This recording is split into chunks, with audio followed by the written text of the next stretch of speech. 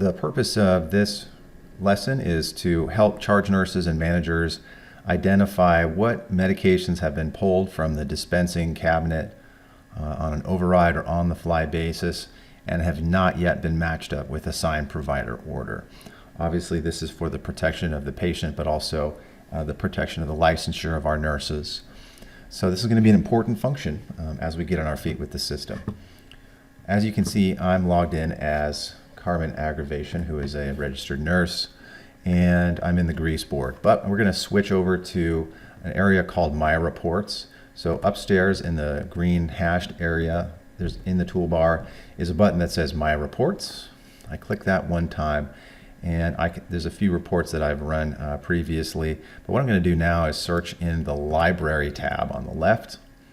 The library is a large warehouse of pre-built reports that we can search for and find reports that matter to us. The name of the report I'm looking for contains the search term ADS for Automatic Dispensing System. So as I search in the library, all the reports with that in its title are returned. I'm looking specifically for this one. It's titled Find ADS Override Orders Report. I'm going to hover over it, and on the right side click the little details link. And it says, identify and follow up with nurses who are using frequent override pulls. Also, override orders not linked to related clinical orders. So in other words, the meds that have pulled on override that have not yet been matched up with an order. I want to play with the parameters of this particular report before I run it because I want it to be specific to my department. So for that reason, I'm going to click this edit button over on the right hand side. And specifically what I see here is in my criteria tab, these are the criteria for the report. I'm going to add a criterion by searching in the search field near the top.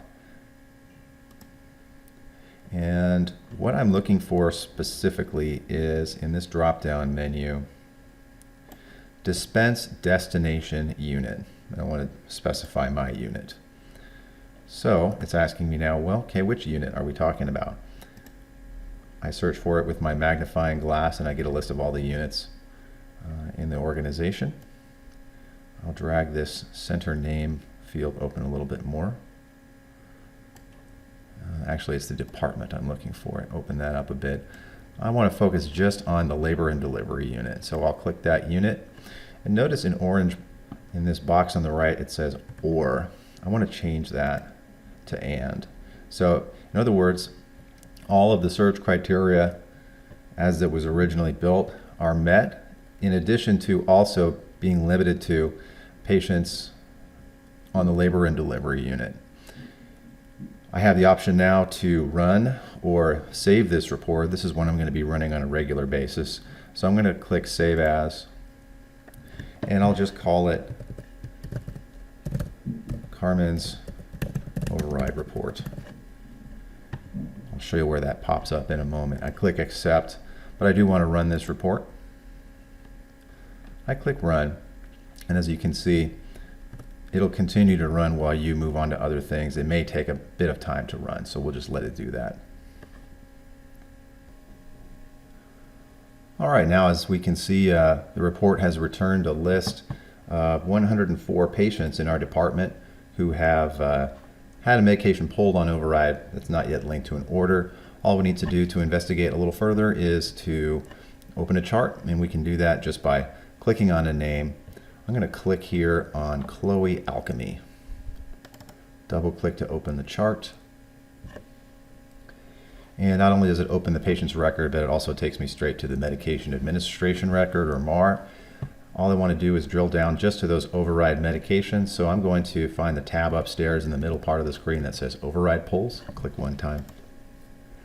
And there they are. There are those 3 medications that show that magenta bar indicating that they've been pulled from the cabinet but are not yet reconciled with an order. In our next lesson, we'll discuss identifying the nurse and reconciling this medication with an order.